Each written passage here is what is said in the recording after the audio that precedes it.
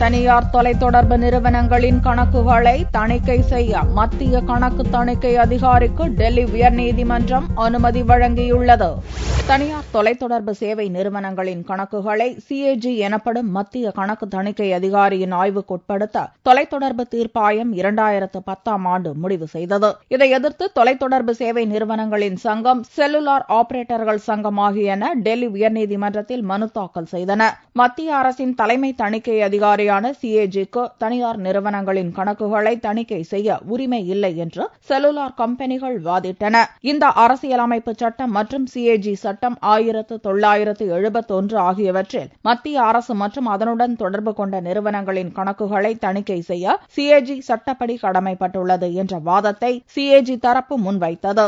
இருதரப்பு வாதமும் முடிவடைந்த நிலையில் பிரதீப் நந்திரஜோக் மற்றும் V. காமேஸ்வர் ராவ் ஆகியோரை கொண்ட பெஞ்ச் தனியார் தொலைத்தொடர்பு நிறுவனங்களின் கணக்குகளை தணிக்கை செய்ய CAG-க்கு அனுமதி வழங்கி தீர்ப்பளித்துள்ளது. டெல்லியில் தனியார் மின் விநியோக நிறுவனங்களின் கணக்குகளை தணிக்கை செய்ய CAG-க்கு கெஜ்ரிவால் அரசு அனுமதி வழங்கியிருந்த நிலையில் டெல்லி உயர்நீதிமன்றத்தின் உத்தரவால் CAG-யின் தணிக்கை எல்லை விரிவடைந்துள்ளது. தனியார் தொலைத்தொடர்பு நிறுவனங்களின் கணக்குகளை CAG ஆய்வு செய்வதன் மூலம் மத்திய அரசுக்கு கூடுதல் வருவாய் கிடைக்கவும் வாய்ப்பு ஏற்பட்டுள்ளது.